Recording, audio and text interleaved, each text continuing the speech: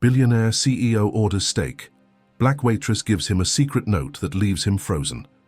The sizzling sound of steak hitting the grill echoed through the open kitchen of Le Marais, Manhattan's most exclusive steakhouse. Outside, rain tapped softly against the windows, blurring the city lights into dreamy smudges. Inside, every table was lit by golden pendant lamps, casting a warm glow over the rich mahogany interiors and crisp white linens. At the far end of the room, a man sat alone, crisp navy suit, silver cufflinks, posture sharp like he owned the air around him. He did. Julian Hartwell, 48, billionaire CEO of Hartwell Enterprises, known for acquiring companies and hearts with equal precision. He rarely dined in public, but tonight something had brought him here. Or rather, someone. His eyes were cold but alert, scanning the room with the discipline of a man who trusts no one. The maître d'armes approached with reverence, not a greeting. "Your usual, sir," Julian nodded. "Steak, rare, no trimmings." As the maître d' disappeared into the kitchen, Julian glanced at his watch. Platinum, custom, a gift from the president of a country he couldn't name. He sighed. And then she arrived. "Good evening, sir. I'll be your server tonight." Julian looked up, slowly, as if drawn by an unseen string. The young woman standing before him couldn't have been older than 24.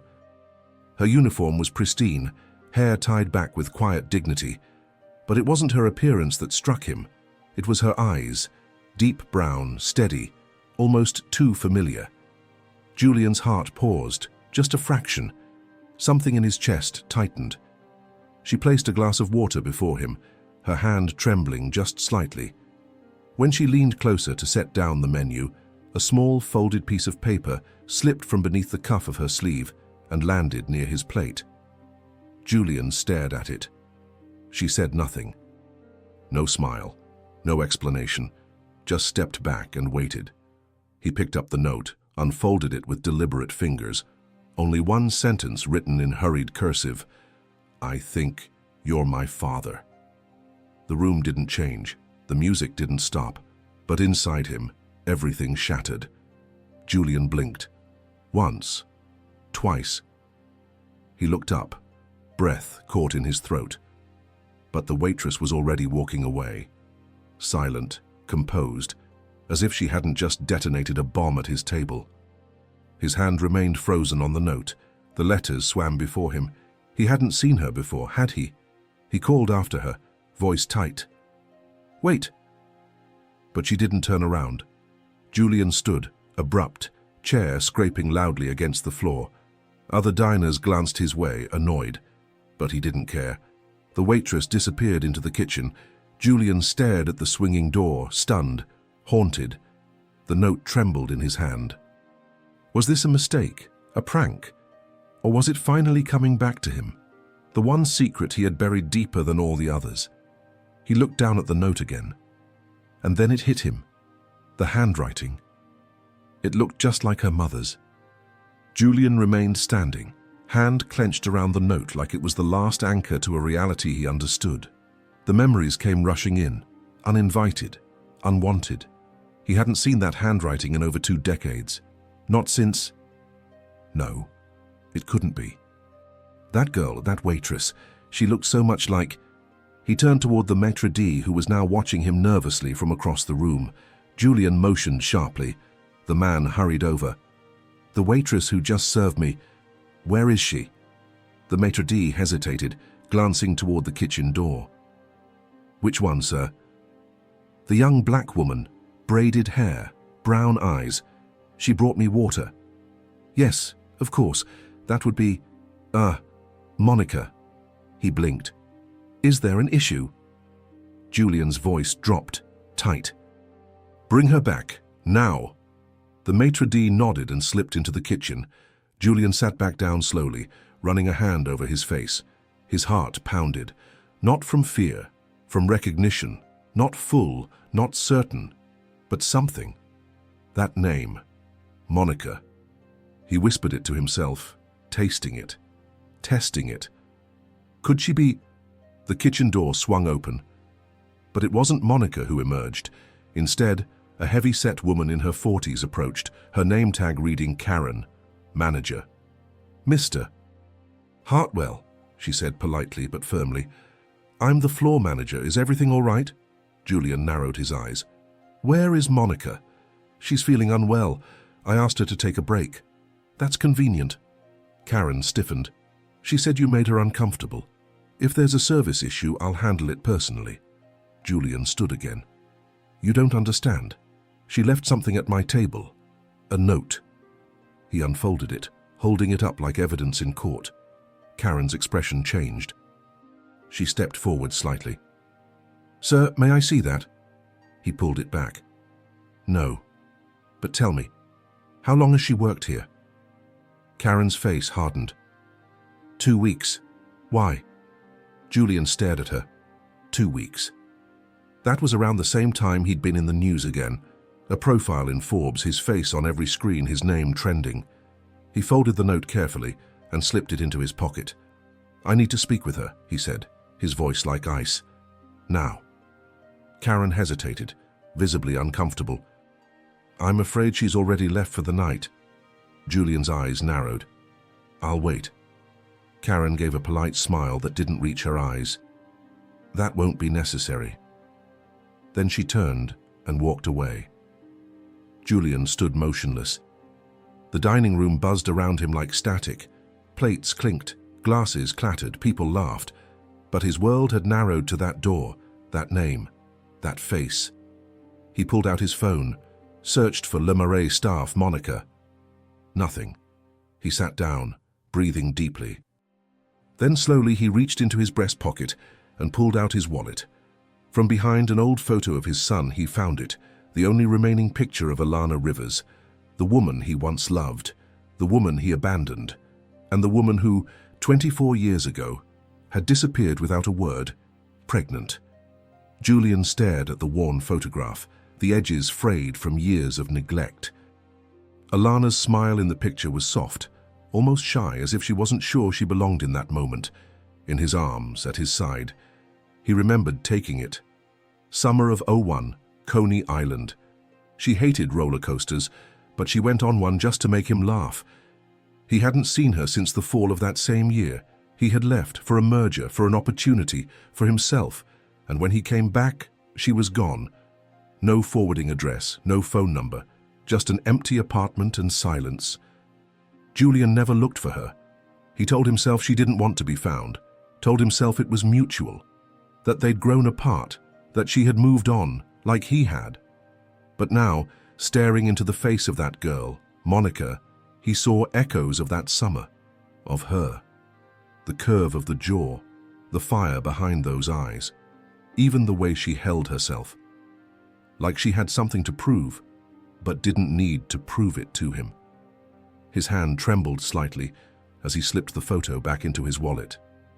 He stood and walked out of the restaurant into the night rain without saying a word to the staff. Outside, the city smelled like wet asphalt and secrets. Julian turned his collar up and started walking, not toward his car, not toward home, just walking, thinking. He tried to do the math in his head. If Monica was 24, his breath caught. That was exactly the time Alana vanished. He stopped under a street lamp, blinking at the drizzle. His mind raced with questions he hadn't dared ask back then. Had she been pregnant when he left? Had she run because of it?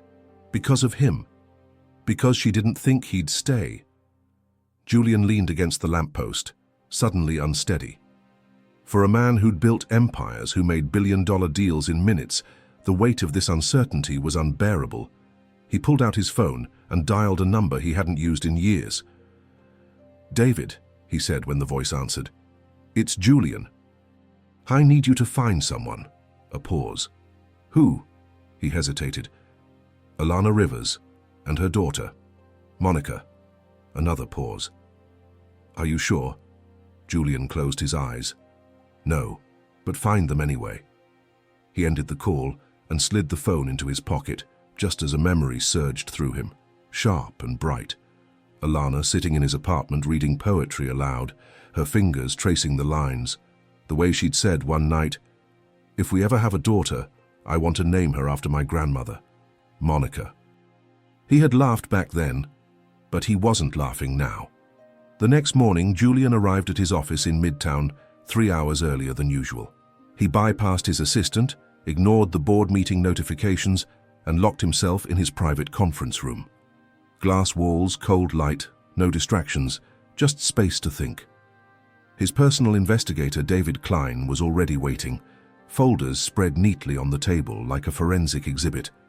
Julian didn't sit. "What did you find?" David gestured toward the open file. "Alana Rivers. No digital trace in the past 20 years. But I found an old hospital record. She gave birth to a baby girl in Queens, late November 2001. Julian exhaled sharply. David continued. "No father listed. She used her maiden name. Baby's name, Monica Rivers." He slid a black and white scan across the table, a birth certificate. Julian picked it up slowly. There it was, Monica Rivers, born November 23rd, 2001. Mother was 22 at the time, single, no insurance, paid in cash. Julian nodded. And after that? She bounced around, low-income housing, part-time jobs, disappeared from the grid completely after 2010, no credit cards, no social, but, David tapped another page. Monica reappears in 2019, enrolled in a community college in Brooklyn, liberal arts, dropped out after a year. Since then, she's worked restaurants, retail, mostly under the radar. Julian sat down, suddenly exhausted. "Where is she now?" David tilted his head. "Still working at Le Marais. She didn't quit. She just switched shifts after last night." Julian blinked. "Why?" "I called in a favor. The manager said she's nervous, thinks she might have overstepped." Julian's voice lowered. "She didn't." David leaned in slightly. "Julian, are you sure she's yours?" Julian didn't answer. He didn't need to. David stood, gathering his things. "There's one more thing. The restaurant manager, Karen, she's not just a manager." Julian looked up. "She used to work with Alana years ago. They were close." Julian's eyes narrowed. "So she's protecting her?" "Looks like it." David paused at the door. "You want me to push further?" Julian shook his head. "No, I'll handle it." When the door clicked shut, Julian stood and stared out the window. The city looked different now, less like a kingdom, more like a maze. He remembered his father, cold, powerful, absent. A man who never asked questions, only gave orders. Julian had promised himself he'd never be like him, but now he wondered if that promise had already been broken, in the worst way possible, because while he'd been building skyscrapers, giving keynote speeches, acquiring companies, his daughter had been waiting tables, and she had come to him, not for money, not for revenge, just for recognition, and he hadn't even known her name. 2 days later, Julian returned to Le Marais, not as the CEO, not as the billionaire, but as a man chasing something he couldn't buy. Truth. This time, he wore no suit, just a dark sweater, coat, and quiet determination. The restaurant was quieter on weekdays. The lighting felt less theatrical, more honest. He asked for a table in the back, facing the service corridor. He waited. An hour passed. Then she appeared. Monica. She didn't see him at first. She was wiping down a nearby table, her motions quick but careful, like someone used to being invisible. But the moment she glanced up and saw him, sitting alone, eyes locked on her, she stopped cold. Julian stood. She turned to leave. "Monica," he said gently. She froze mid-step. The name on his lips sounded different, personal. She turned slowly. He took a cautious step forward. "We need to talk." Her jaw tightened. "Why? So you can pretend last night didn't happen?" "I'm not pretending anything," he said softly. "I just didn't know." She crossed her arms, defensive. "And if you had? Would it have changed anything?" Julian hesitated. "Yes," she scoffed. "You left my mother. You left us. I grew up thinking I was a mistake." The words hit him like a punch. He stepped closer, lowering his voice. What happened back then? I thought she left me. I didn't know she was pregnant. She disappeared. She ran, Monica said, her voice trembling, because she was scared, because you were already gone. Julian swallowed hard. I don't expect you to forgive me. I just need to know. Why now? Why the note? Monica looked away. I saw the magazine. Your face. I always wondered. Then I saw your name on the reservation list. I thought, maybe it was fate. Maybe you were meant to see me, to recognize me. Julian's voice broke. I didn't, and I'm sorry for that. She pulled something from her apron. A small wrinkled photograph. She handed it to him. Julian took it with trembling hands. It was a picture of Alana holding a newborn in a hospital bed, her eyes tired but smiling. Behind her, taped to the wall, was a handwritten sign, Monica Rivers, welcome to the world. Julian stared at it for a long moment, then looked up, tears rising. She wanted you to have it, Monica said. She kept it all these years. He opened his mouth to speak, but stopped when he noticed someone watching them from the kitchen doorway.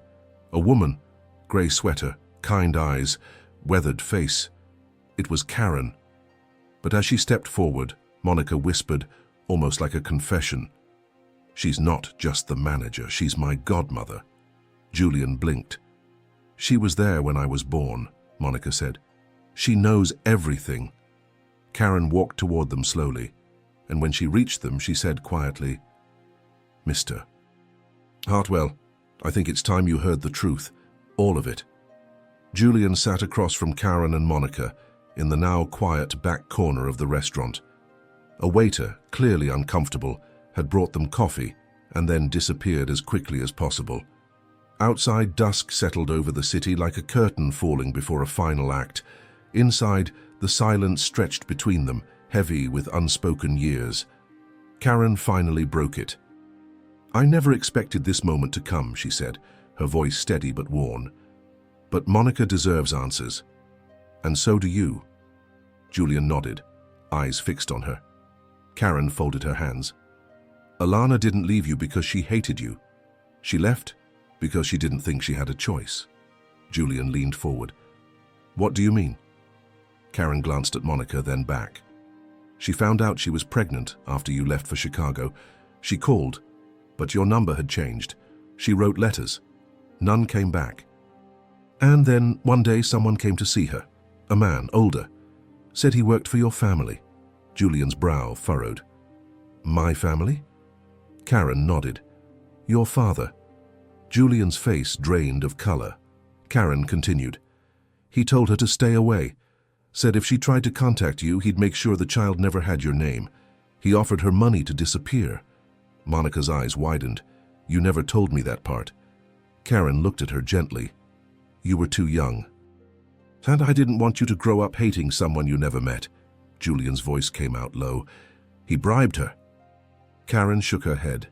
She didn't take a cent. She just vanished for her safety. And yours. Julian sat back, stunned. His mind reeled. His father, cold, strategic, controlling, had always been a shadow behind his life. But to interfere like that.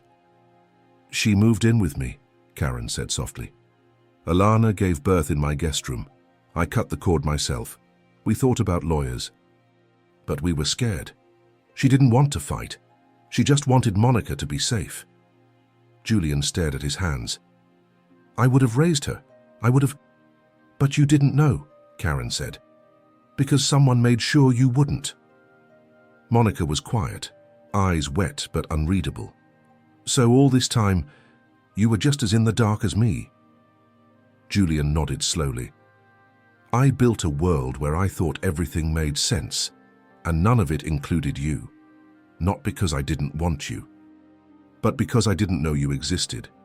Karen slid a small envelope across the table. What's this? Julian asked. Letters, she said. From Alana.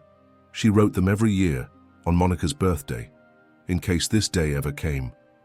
Julian's hand shook as he picked it up. Monica whispered, She died last year. Cancer. Fast. Quiet.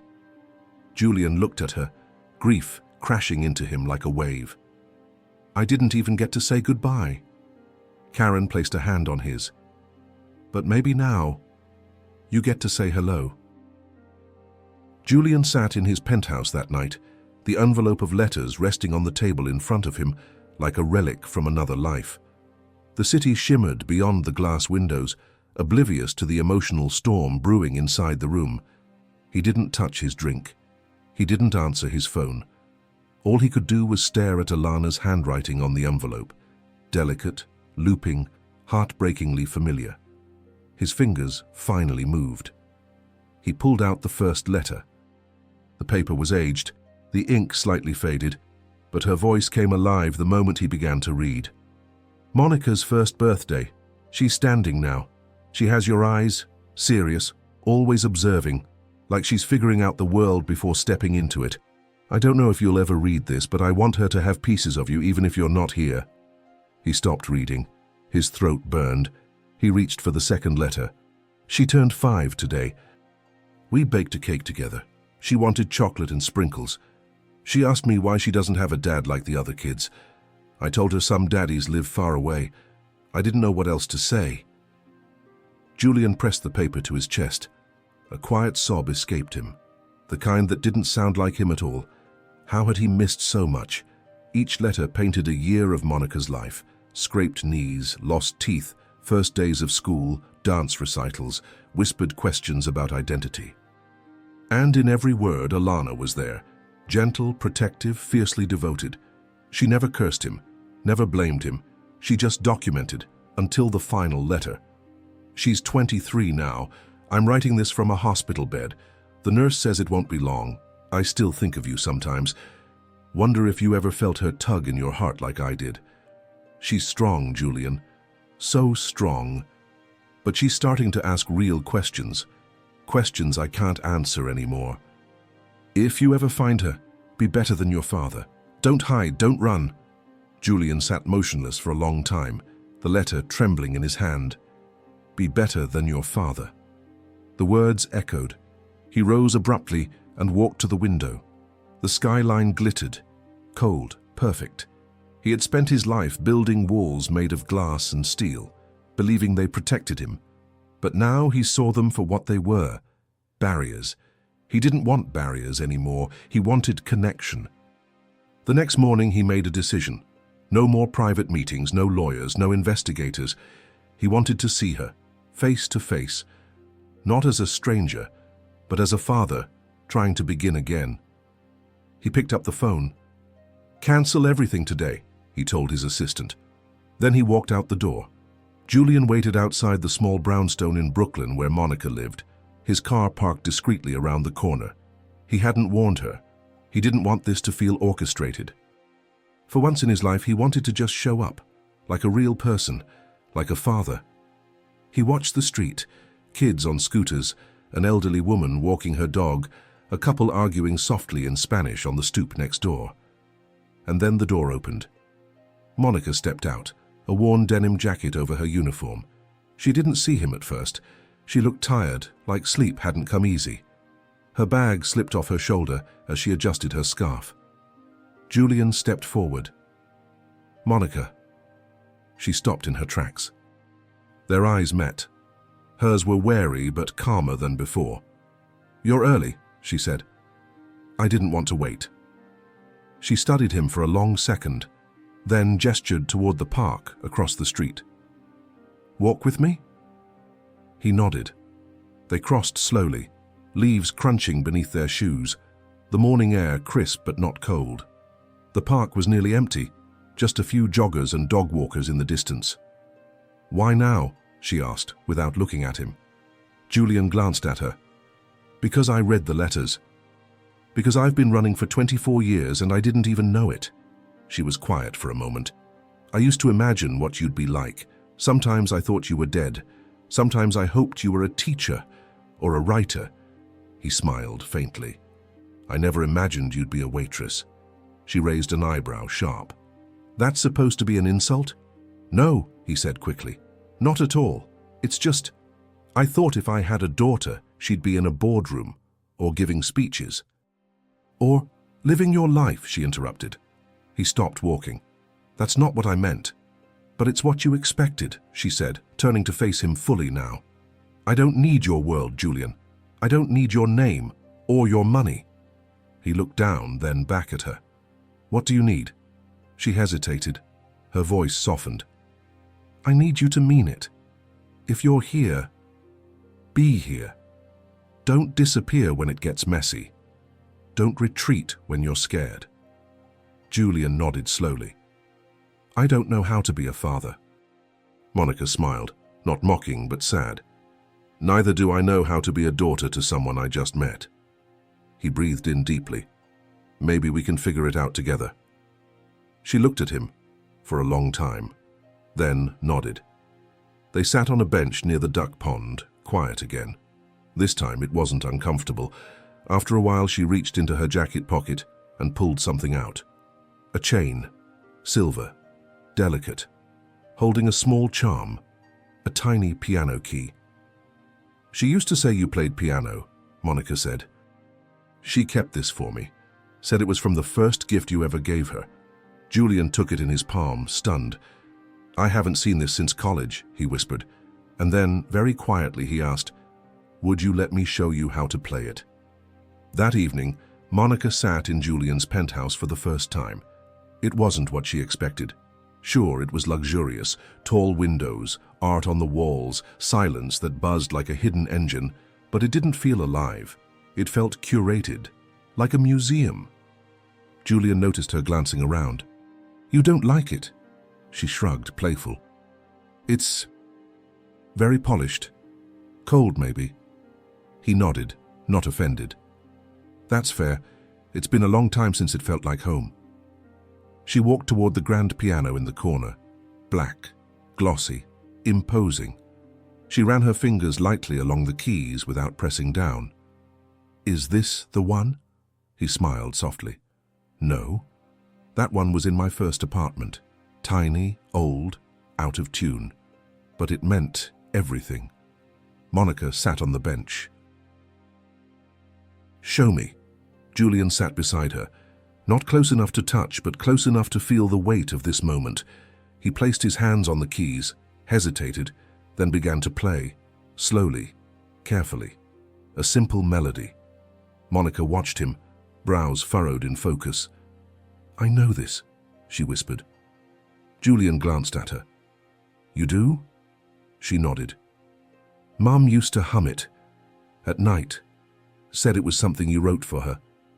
He stopped playing, stunned. I called it Alana's Waltz, he said quietly. I never recorded it, only played it for her. A pause.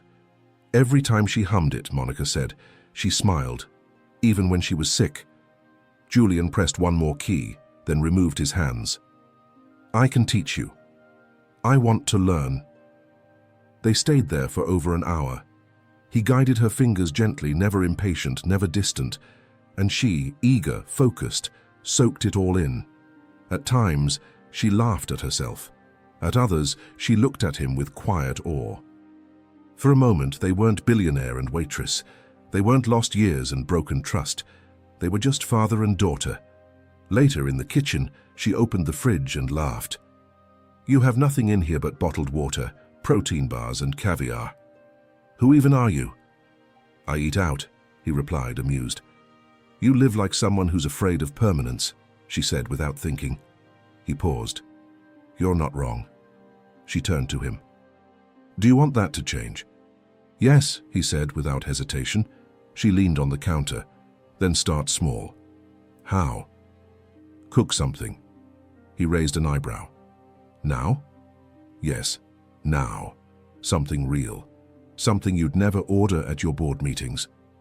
He opened a cabinet. I don't even know what half this stuff does. She pulled out a box of pasta. Then let me show you. Mom taught me when I was 10.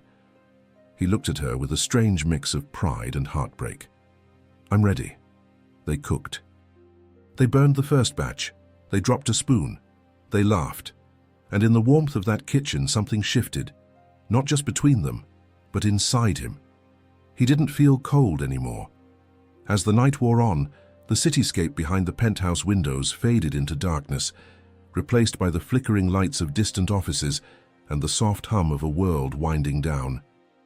Julian and Monica sat at the kitchen island, 2 bowls of overcooked pasta between them, laughter still echoing faintly in the corners of the sterile space. She leaned her elbow on the counter. "So, now what?" Julian took a slow breath. "That's up to you." She studied him. "I'm not looking for a savior. I'm not offering salvation," he said gently. "Just time, whatever time you're willing to give." She looked away, then back at him. "I've spent so long resenting a ghost. It's strange, sitting across from the real thing." "I'm not a ghost," he said quietly. "I'm flesh and regret and trying." There was a long silence. Then she reached into her bag and pulled out a small, red-bound notebook, worn at the edges, personal. "I've written down every question I ever wanted to ask you," she said. "Over the years, most of them when I was a kid." Julian blinked. "May I?" She hesitated, then handed it over. He opened to the first page. "Why didn't you come back?" He swallowed. "Do you ever think about me?" His eyes stung. "Did I do something wrong?" He closed the notebook and placed it gently on the counter. "You didn't," he said. "Not one thing." She nodded, as if hearing the words didn't fix everything, but loosened something tight inside her chest. "I want to try," she said, "but I need to go slow." He nodded. "As slow as you want." She stood and walked toward the piano again, this time on her own. She touched one key, then another, building a broken but familiar rhythm. "Waltz me through the years I missed," she said, not turning around, "one key at a time." Julian smiled sadly, moved toward her, and sat beside her once more. "I will." As they played, imperfect and hesitant, the doorbell rang. Julian stood, confused. It was nearly midnight. He walked to the door and opened it. A woman stood there, about his age, dressed in a trench coat, her eyes sharp and unsure. Julian froze. "Clara," she gave a small nod. "I heard you've been asking questions about Alana, about the past." Monica stepped into view, curiosity turning to confusion. Julian looked between them. "Clara," he said again, "why now?" The woman looked at Monica and said without blinking, "Because I think I know what your father never told you about why Alana really left."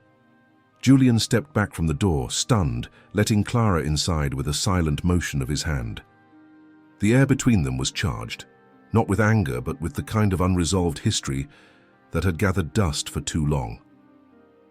Monica stood by the piano, arms crossed, her body tense. "Who is she?" Julian's voice was low. "Clara was my sister-in-law. She was married to my brother, Matthew." Clara glanced at Julian, then at Monica. "I was also Alana's closest friend, before everything went sideways." Monica's eyes narrowed. "You knew my mom?" "I knew her better than anyone," Clara said, her voice steady. "I've stayed quiet for over 20 years because I thought it was the right thing to do. But now, with everything coming up again, I can't stay silent." Julian motioned toward the living room. "Sit, please." They moved to the couch. Monica sat between them, still guarded. Julian watched Clara carefully. Clara folded her hands, took a breath, and began. "Alana didn't leave just because she was scared, or because someone from your family threatened her. That happened, but it wasn't the whole story." Julian frowned. "What are you saying?" "She left because she thought she was protecting you." Monica stiffened. "From what?" Clara looked at Julian. "From scandal, from your father's wrath, but also from your brother." Julian froze. "What does Matthew have to do with this?" Clara's voice dropped. "Everything." She reached into her coat and pulled out a yellowed, folded letter. "Alana wrote this the night she left.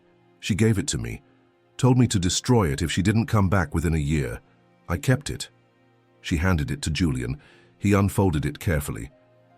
Julian, if you're reading this, it means I couldn't stay. It also means I couldn't tell you the truth while I was with you. Your brother, he came to me. He said things, implied things, threatened me. Not just about us, but about you. He said if I stayed, he would make sure you lost everything. Your company, your career. He made me feel like staying would ruin you. I didn't know what to believe, but I knew I couldn't take the risk. Julian's face was stone. He read the letter twice, 3 times. His brother, his own brother? He told me she lied, Julian muttered. Back then, he said she cheated on me, that she was using me. Clara nodded, sorrow in her eyes. He manipulated everything. He hated you for getting the company. For being the golden son. He wanted to hurt you, and he knew Alana was your weakness. Monica looked between them, shocked. So you believed him? She asked Julian. I did, he said, broken, because I didn't want to believe she could love me and leave me. He looked at Clara, eyes burning. Where is he now? Clara took a breath. Running Hartwell Capital, just like your father wanted. Julian stood slowly, a fire rising in his chest. Not for long. Julian paced the edge of the living room, letter still in hand, the words etched into his brain like scars just now surfacing. Monica sat frozen on the couch, eyes wide, while Clara remained composed, though visibly bracing herself for what was to come.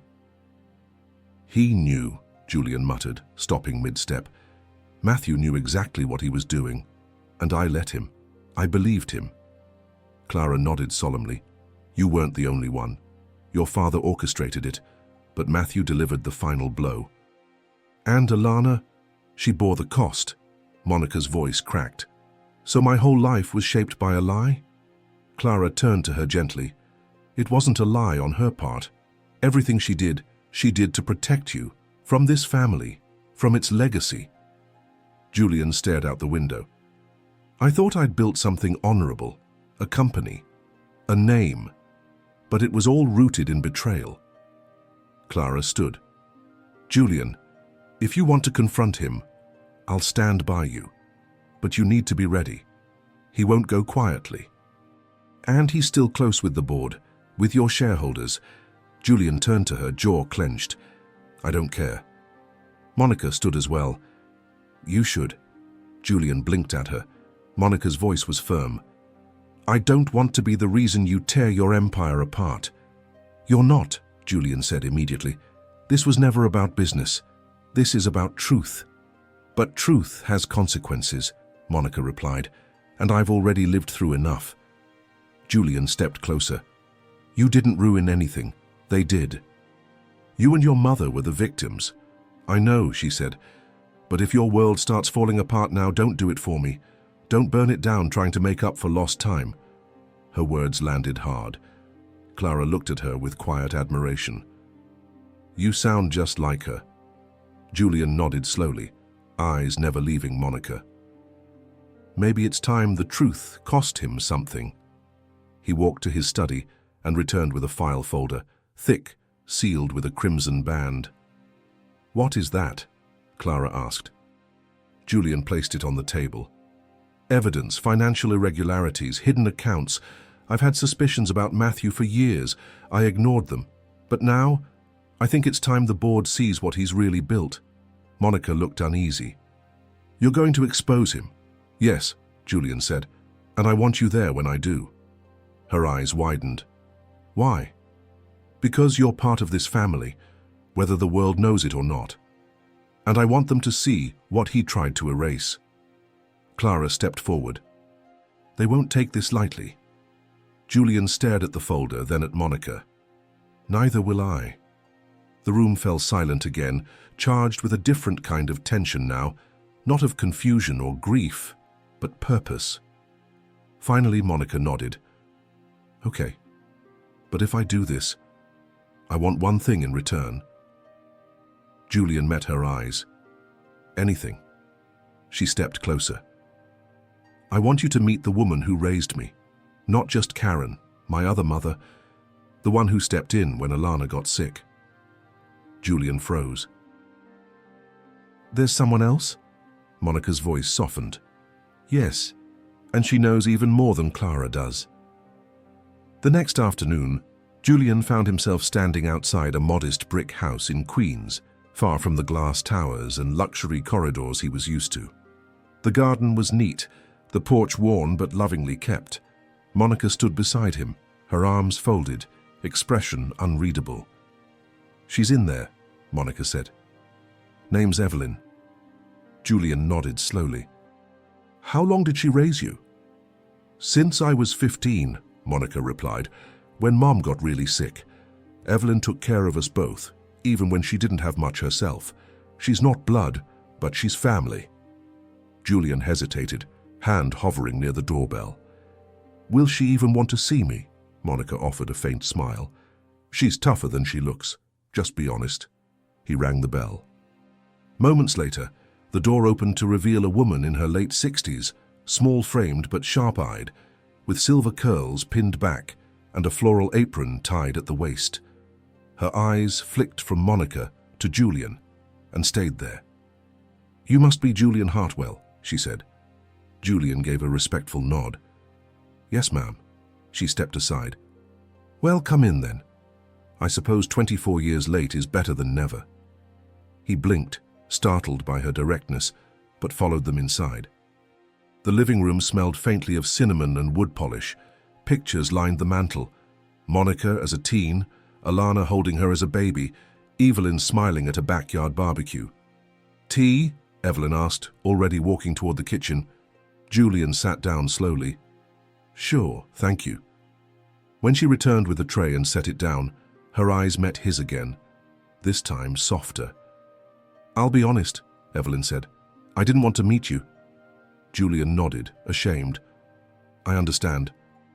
But Monica asked me to, she continued, and more importantly, Alana would have wanted me to. He looked down. I should have come back. I should have looked for her. Yes, Evelyn said without hesitation, but you didn't. And now, the only thing you can do is show up. Now, and keep showing up. Monica watched quietly as Evelyn sat across from Julian. Alana loved you, you know, Evelyn said. Even when she was dying, especially then. She never stopped loving you. Julian's voice was raw. I loved her too, I just didn't know how to fight for her back then. Evelyn nodded. I believe you, but love without action, that's what breaks people. He took a breath. Can I ask you something? Of course. Did she ever want to tell Monica about me? Evelyn's eyes softened. Every year. But she was scared Monica would be angry, scared you wouldn't care. So she waited, hoped time would do the work for her. Julian nodded slowly, taking it all in. She kept everything, Evelyn added, standing up and walking toward a nearby drawer. Photos, letters, even one of your old ties, said it still smelled like your cologne. She returned and placed a small wooden box in his lap. Julian opened it. Inside, a Polaroid of him and Alana on a rooftop at sunset, her head resting on his shoulder, her smile unguarded. He touched the photo like it might vanish, and Evelyn said softly, she never stopped believing you'd come back, even when the rest of us had given up.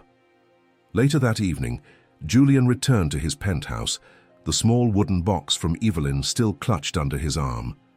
He placed it on his desk like a sacred object, unsure whether to open it again or simply let it rest where it belonged, in the center of everything he thought he knew. He barely had time to collect his thoughts when his phone rang. Matthew. The name on the screen tightened his jaw. Julian stared at it for a beat, then answered. Julian, came the familiar voice, polished, smug, unaware of the reckoning on the horizon. Just saw your little visit to Queens made the press. Are you doing some kind of charity tour? Julian's voice was calm. Too calm. I found her. A pause. Excuse me? I found Monica, Alana's daughter. The line went quiet for a moment, then Matthew exhaled sharply. That girl? The one who left the note? You're not seriously entertaining that nonsense, are you? Julian's voice dropped. She's mine. I've seen the letters, talked to people who were there, and I know what you did. Matthew chuckled. You're grasping, Jules. You always did have a soft spot for nostalgia. I have evidence, Julian said, voice hardening, and I'm bringing it to the board. Another pause. You're bluffing, Matthew said finally. Julian smiled to himself. You know me better than that. Matthew's voice turned icy. If you do this, you'll tear the company in two. You'll be inviting a scandal. Stockholders will panic, investors will walk, and that little girl will be headline fodder. She's not a headline, she's my daughter. And what exactly do you think you're going to prove? That you were lied to? That you were soft? No one's going to pity a billionaire who got outmaneuvered by his own brother. Julian didn't answer that. Instead, he said, I want a meeting. Tomorrow, in front of the board. Matthew scoffed. Why? So you can humiliate me? Julian's voice was ice. No. So I can tell the truth. Before Matthew could respond, Julian hung up. He stood at the window for a long time, watching the city glitter and pulse beneath him. His mind raced, not with fear, but with clarity. The lies that once protected his empire now threatened to swallow it whole. But the truth, that was something he could finally live with. The next morning came quickly. Monica waited for him in the lobby of Hartwell Enterprises, dressed simply but elegantly, jeans, blazer, her mother's necklace hanging around her neck. She looked calm, but her fingers fidgeted at her sides. You ready? Julian asked. No, she admitted, but I'm here. That's more than I ever was. They stepped into the elevator together. As the doors closed, Monica asked, What happens after this? Julian looked at her. That depends on what kind of man I decide to be, from this moment on. The elevator rose, floor by floor, toward the room where everything would change. The boardroom on the top floor of Hartwell Enterprises was as Julian remembered it, sleek, sterile, and filled with men and women who had built careers on power plays and veiled threats. At the head of the long obsidian table sat Matthew, impeccably dressed, composed, and smirking like a man who'd already won. He looked up as Julian entered, Monica by his side. Well, Matthew said, his voice smooth, the prodigal son returns, and he brought a guest. Whispers rippled through the room. Julian didn't respond to the jab. Instead, he calmly placed a folder at the center of the table. This meeting isn't about business, he said. It's about the truth. The board members exchanged wary glances. One of them, an older woman with sharp glasses, leaned forward. Julian, what's going on? Julian gestured to Monica. This is Monica Rivers. She's my daughter. Silence fell. Then a few soft gasps. Even Matthew's smirk faltered. Julian continued. 24 years ago, I was in a relationship with a woman named Alana Rivers. When I left for a business deal, I believed she'd left me, that she was gone without explanation. He looked directly at Matthew. What I didn't know, what none of you knew, is that she was forced to leave, threatened, lied to. By my brother. Matthew sat back, scoffing. You're seriously going with this fairy tale? Julian opened the folder and began handing out documents, letters, a copy of Alana's final note, and a brief audit prepared by David Klein, outlining the hidden funds under Matthew's name. Julian's voice remained steady. She gave birth to Monica, raised her without help, because she believed wrongly that I had abandoned them, because someone made sure I never found out. Board members flipped through the pages, their silence growing louder with every passing second. Julian took a breath. This company stands for legacy, honor. But how can we speak of legacy when my own family used that legacy to bury the truth? Matthew stood, face hardening. This is character assassination. You have no proof I ever spoke to Alana. This could have been forged. This is your guilt talking, Julian. One board member spoke up. And the financial discrepancies? Matthew snapped. Irrelevant, routine offshore structuring. Everyone in this room knows how the game is played. But we don't play your games, the older woman said, pushing her glasses up. Julian, Do you intend to bring this to a vote? Julian turned to Monica. She gave a slight nod. Yes, Julian said. Effective immediately, I'm calling for Matthew's removal as COO, pending a full internal audit and external investigation. Matthew looked around the room, waiting for someone to speak in his defense. No one did. Julian stepped closer. This company was founded by men who believed in silence, in secrets. But I'm not that kind of man anymore. And I won't let my daughter grow up in the shadow of lies I was too proud to question. Matthew glared at Monica, then back at Julian. You think this will fix things? Julian didn't blink. No, but it's a start. The board members began murmuring, the beginning of a storm. But amidst it all, Monica whispered, You really meant it? Julian looked at her. I did. And I always will. The fallout began swiftly. News of Matthew's removal spread through financial circles like wildfire. Within 24 hours, headlines exploded. Scandal rocks Hartwell Enterprises, family feud goes public. Reporters camped outside the skyscraper while shareholders demanded emergency meetings. But Julian wasn't hiding anymore. He and Monica sat in his office, watching the news cycle unfold. He glanced at her, calm, composed, more collected than anyone in the boardroom had been. You still sure you want to be involved in all this? He asked. Monica gave a small smile. I'm already involved, aren't I? Julian chuckled, but his face quickly sobered. I never wanted your name tied to this mess. I wanted to protect you. You are, she said, by standing up, by not letting him win. Just then, his assistant entered, holding a sealed envelope. This came through the internal courier, no sender. Julian opened it. Inside was a single-page document, typed, sharp, legal, a formal challenge from Matthew, invoking a clause in the family trust that hadn't been touched in over 30 years, a clause granting him rights to dispute control of Hartwell Enterprises in court. Julian's eyes narrowed. He's not backing down. Monica leaned closer. What does that mean? It means he's going to drag this out, Julian said. Make it as public and brutal as possible. Use every ounce of the Hartwell legacy to discredit me. He stared at the document again. Then, slowly, he smiled. He's still playing the old game. Monica raised an eyebrow. And you? Julian stood, walking to the window. I'm writing a new rulebook. That night, Julian met with David Klein and a few trusted allies. No lawyers, no spin doctors, just strategy. He wants to take this to court, David said. Fine, we have evidence, witnesses, the board will back you. Julian shook his head. That's not enough. David frowned. What are you thinking? I'm thinking we don't just play defense. We show them who he really is, not just to the board and to the world. Press? Not yet, Julian said. Something more powerful. A story, told by the person it hurt the most. He looked at Monica. She met his eyes, understanding dawning. You want me to speak?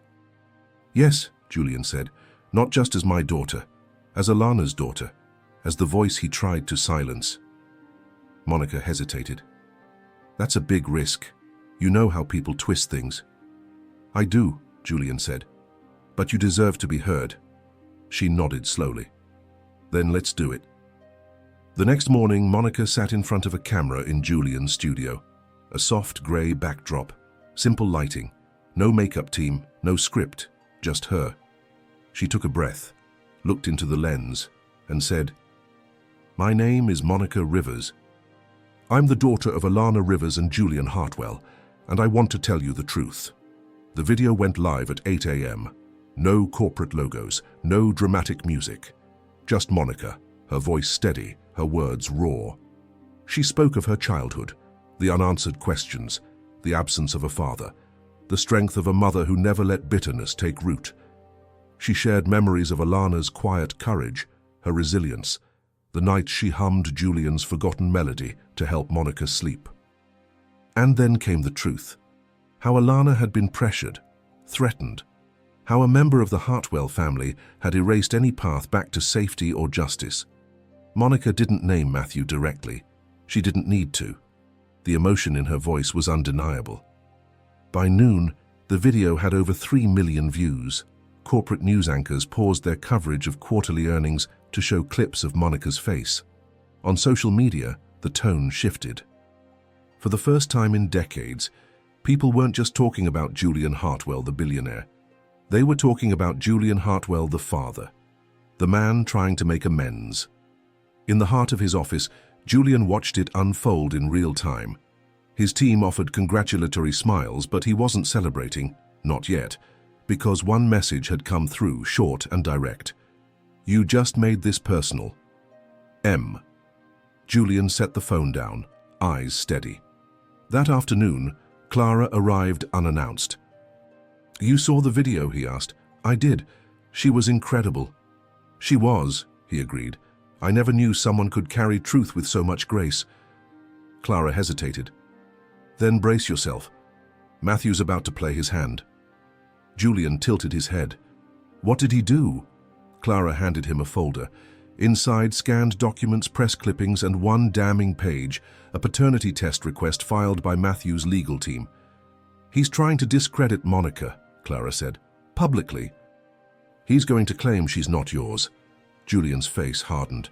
"She's mine," he said through clenched teeth. "I don't care what paper he tries to wave around."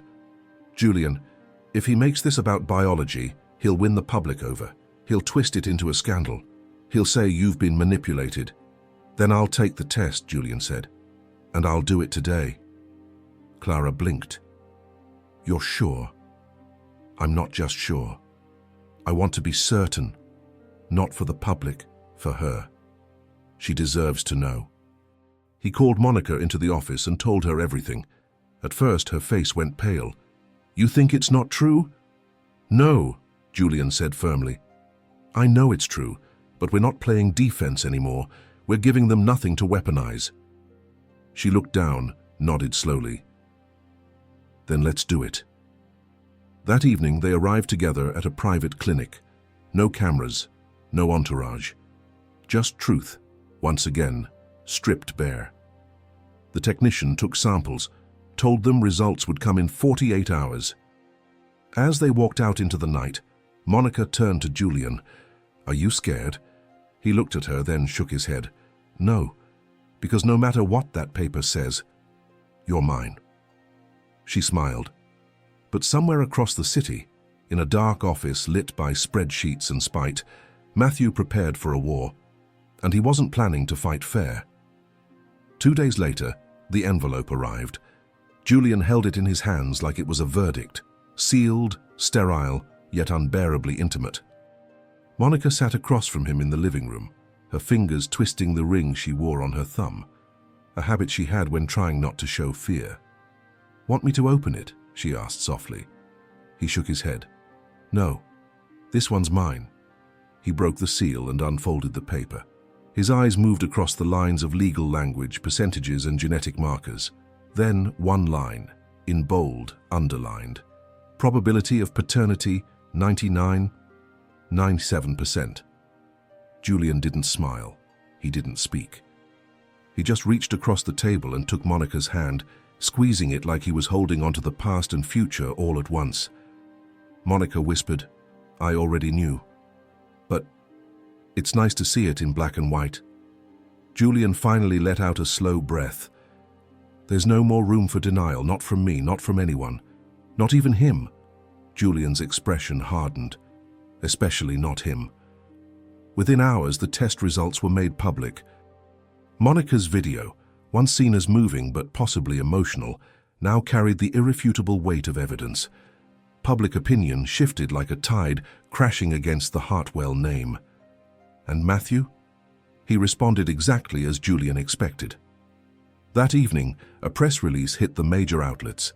Carefully worded, it congratulated Julian on reconnecting with his daughter, while insisting that the Hartwell family has always acted in accordance with protecting legacy, privacy, and reputation. But buried in the second paragraph was the sting. Mr. Matthew Hartwell will continue his duties at the helm of Hartwell Capital and challenges any attempts to undermine his reputation without due process. It was his opening shot, subtle, calculated, legal. Julian was ready. The following morning, the board gathered again. This time, not for a crisis, but for clarity. Julian stood before them, not with anger, but resolve. "The truth is out," he said, "and now it's time for action." He laid out the misappropriations, the offshore accounts, the manipulation of internal operations. And then he presented the most damning document of all, a contract signed 2 decades ago showing Matthew's role in creating a private trust that redirected company funds to a dummy charity.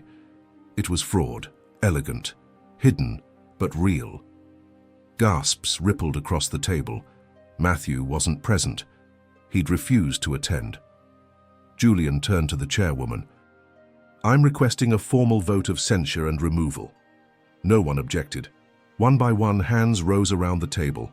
The vote was unanimous. Matthew Hartwell was officially stripped of all positions. Outside, the press waited, unaware that a dynasty was being rewritten inside those walls. Julian stepped out with Monica beside him.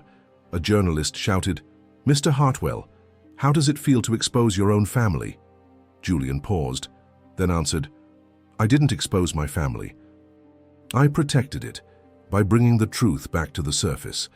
For the first time in weeks, Julian sat with Monica on the rooftop terrace of his penthouse, away from the cameras, the shareholders, the legal teams. The skyline stretched out around them, and in the distance the buzz of the city softened into something more human, less empire, more heartbeat. They shared takeout, Thai food in mismatched cartons, and a quiet sense of peace. Julian glanced at her. "It still doesn't feel real." Monica smiled. "It is, and weirdly it's starting to feel normal." He nodded, taking a sip of his drink. "I never thought normal would be something I'd chase." "Me neither," she said, "but here we are." A breeze swept through, and Monica leaned her head back, letting it wash over her face. Julian watched her, the way she breathed in the night like someone who finally had room to exhale. "I want to ask you something," she said after a moment. "Anything. If Alana hadn't died, do you think we'd be here?" He paused. "No," he admitted. "I think I'd still be living in a glass box thinking I was untouchable." She looked at him. "So you're saying this only happened because of loss?" "I'm saying the loss woke me up," he replied. "But I should have been awake a long time ago." She considered that, then said quietly, "I wish she could see us now." Julian's voice cracked. "Me too." They sat in silence for a while, the kind that didn't need to be filled. Then Monica reached into her bag and pulled out a small folded sheet of paper. "She wrote this, a week before she passed. I've never shown it to anyone." She handed it to Julian. He unfolded it slowly, heart pounding. "Julian, if this ever finds you, I hope it's not because of regret. I hope it's because of love. Our daughter is fierce and brilliant, and she carries the fire I saw in you once. Be better for her. Not perfect, just present. Love doesn't vanish. It changes shape." A. Julian closed his eyes, letting the words settle deep in his chest. "She never stopped believing in me," he whispered. "No," Monica said, "even when you gave her every reason to." He opened his eyes. "I want to do something for her, for you." Monica raised an eyebrow. "What?" Julian leaned forward, energized. "I want to start a foundation, in Alana's name, focused on supporting single mothers, giving them access to legal help, housing, education, everything she never had." Monica's breath caught. "You're serious?" "As a heart attack," he said. "I want you to run it if you want to. Build it however you see fit." She was quiet for a long time, then nodded. "Yeah, I do want that." A tear slipped down her cheek, and Julian reached out, gently brushing it away. "Thank you," she whispered. "No," he said. "Thank you for letting me try." Just then, his phone buzzed. A message from Clara. "He's gone, disappeared. No one's seen Matthew since the vote." Julian read the words, then looked up at the sky. The past wasn't finished with them yet. The next morning, Julian arrived at Hartwell Enterprises with an unease he hadn't felt in weeks. The front lobby was unusually quiet, the kind of quiet that only follows something being disrupted. His assistant approached immediately, urgency in her expression.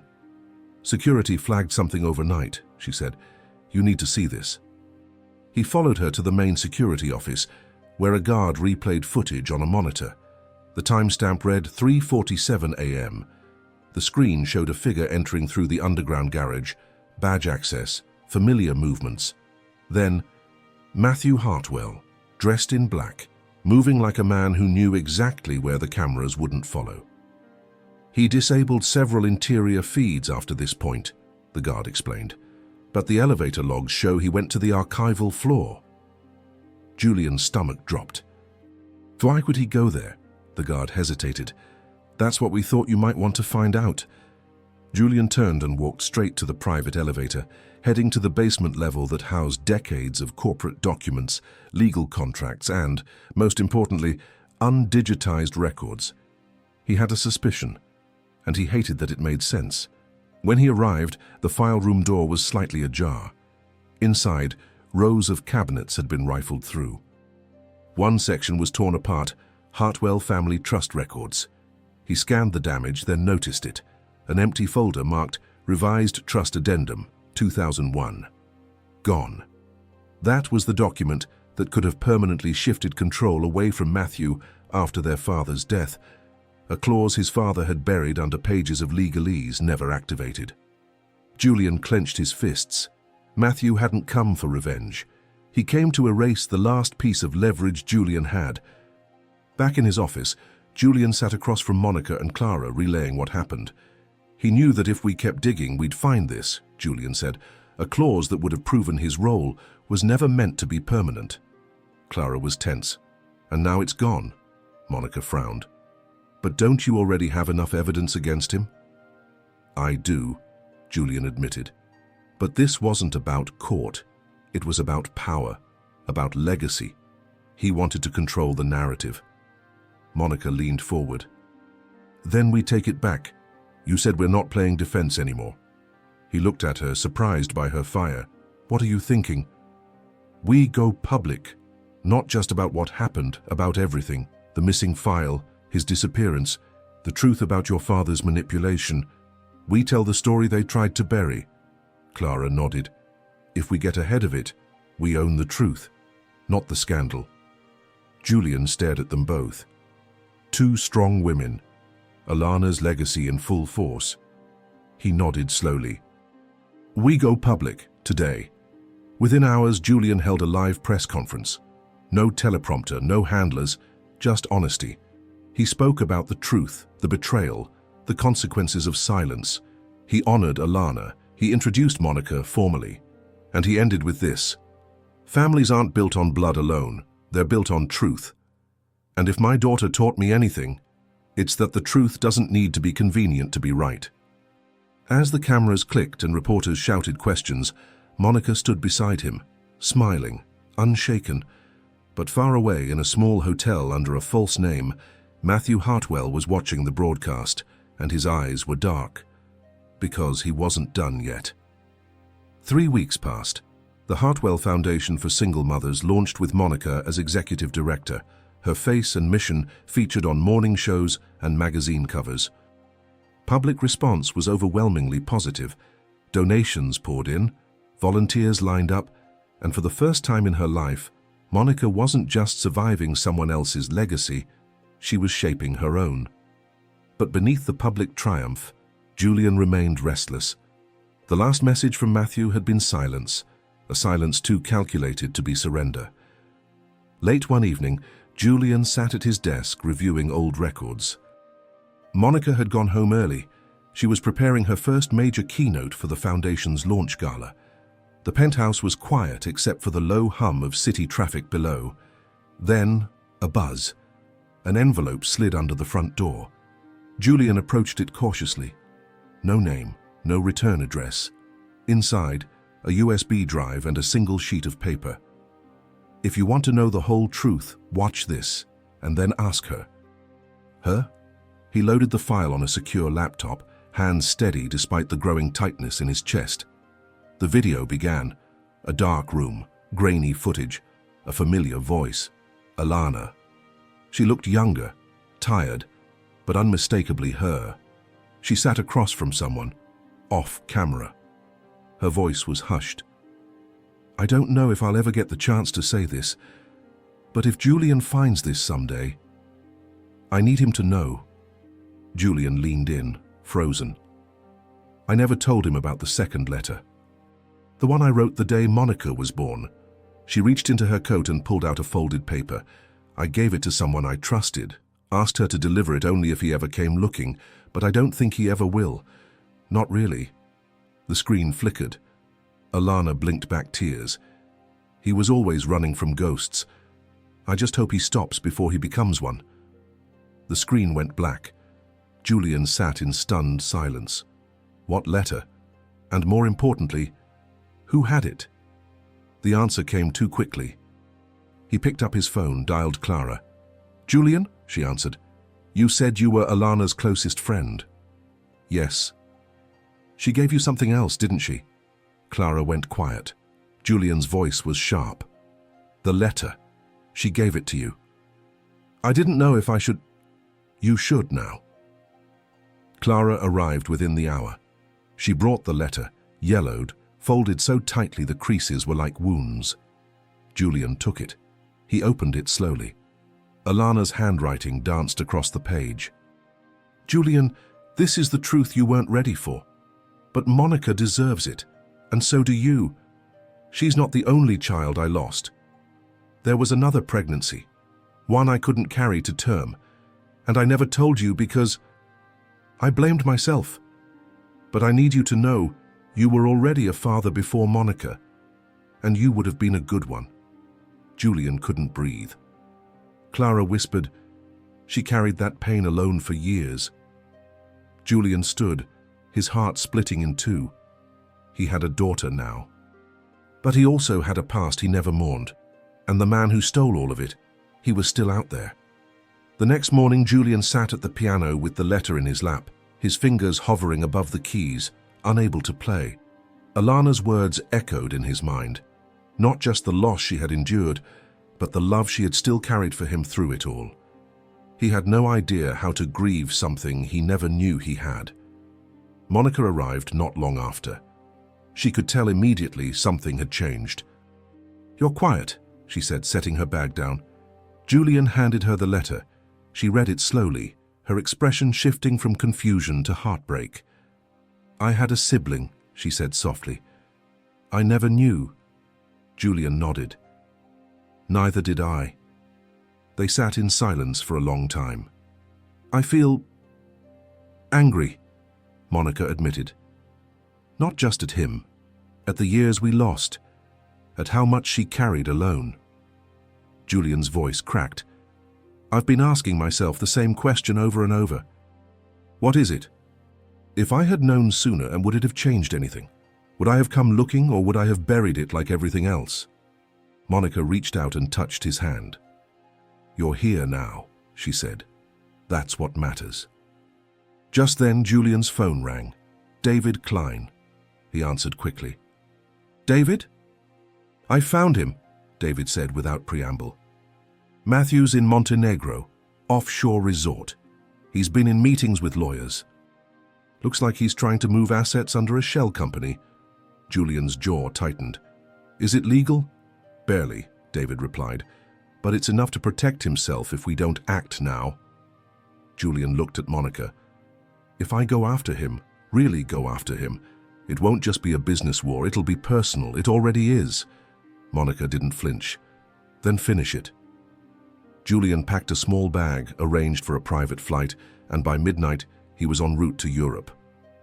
At dawn, he arrived at the coastal resort, luxurious, discreet, crawling with lawyers and oligarchs trying to vanish into paradise. He didn't wait for an invitation. He walked straight into the hotel lobby and up to the front desk. "I'm looking for Matthew Hartwell." The concierge blinked. "Do you have an appointment?" Julian leaned in. "Tell him his brother's here, and I'm not leaving until I see him." 30 minutes later, A door opened on the top floor of the penthouse suite. Matthew stood there barefoot, sipping espresso, dressed like a man who had nothing to hide.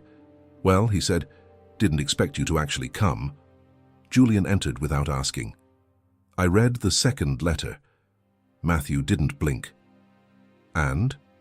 "She lost a child, one I never even got to know existed because of you." Matthew shrugged. "She made her choice. You made yours." Julian stepped closer. "No, you made mine when you took the truth from me." Matthew set down his cup. "Are you here to threaten me, hit me, beg me to come back?" Julian pulled a folder from his coat. "I'm here to end this." Inside were documents. Julian's final legal move. An emergency international injunction freezing Matthew's offshore accounts tied to Hartwell funds. Matthew's face changed. "You wouldn't." "I already did," Julian said. "And unless you want the authorities involved, you'll return every cent and disappear." Matthew stepped back, stunned. "You destroy your own brother?" Julian's eyes didn't waver. "You did that all on your own."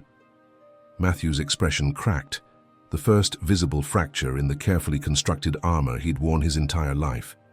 He opened his mouth to speak, but the weight of Julian's gaze seemed to pin him in place. "I built this with you," Matthew finally said, voice low, almost pleading. "I carried the family name when no one else would." "No," Julian said, stepping forward. "You protected the name. Not the people in it, not the ones who needed you. You protected a reputation built on fear and silence." Matthew sneered. "You think you're the hero now? Because you have a daughter? Because you finally grew a conscience?" Julian didn't blink. "No, I'm not a hero. I'm just a man trying to fix what I broke. Something you never learned how to do." Matthew's eyes flickered to the documents in Julian's hand. "So what now? You want me to sign, disappear into the shadows?" Julian placed the folder on the desk between them. "Sign the accounts over, publicly release your resignation from all Hartwell entities, and walk away." Matthew shook his head, scoffing. "You always did believe in redemption arcs." "I don't," Julian said. "Not for people who refuse to change, but I do believe in consequences." For a long moment, Matthew just stood there, the past, the power, the privilege clinging to him like a dying breath. Then slowly he picked up the pen. He signed. Julian watched in silence. No victory, no gloating. Just a quiet, clean ending to a war that had stolen too much already. When it was done, Julian left the suite without another word. Back on the plane, high above the Atlantic, Julian finally let himself breathe. He thought of Alana, of Monica, of the child he'd never held. And for the first time, the grief didn't pull him under. It steadied him. He landed just before dusk, the city bathed in golden light. Monica was waiting on the tarmac. He stepped out, eyes meeting hers. "Well?" she asked. "It's over," he said. "He's gone." Monica nodded. "And what about you?" Julian tilted his head. "What do you mean? What are you going to do with everything you have, now that it's yours, truly yours?" He looked out over the skyline. "I'm going to give it away." She blinked. "All of it?" "Not the company," he said, "but the control, the fear, the myth of Hartwell. I'm done with that. I want to build something new, with you." Monica smiled. They returned to the penthouse together, and for the first time, it didn't feel like a fortress. That night, as they sat in the kitchen over tea and silence, Julian reached for something on the shelf, an old cassette tape, unlabeled. "What's that?" Monica asked. "A recording," he said. "From years ago. Alana. She left it for me once. I just never played it." He walked to the stereo, clicked it into place. Her voice filled the room. "Julian, if you're hearing this, maybe you finally stopped running. I hope you found your way home. I hope you let yourself be loved." Monica closed her eyes.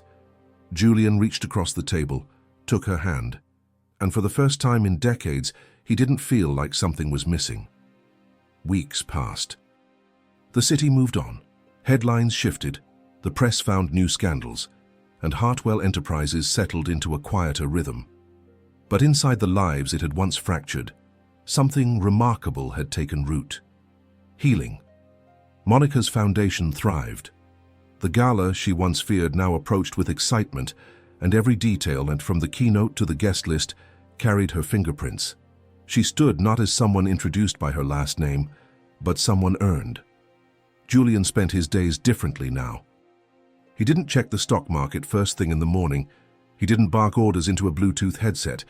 Instead, he took long walks, learned to cook more than pasta, reconnected with board members on equal footing.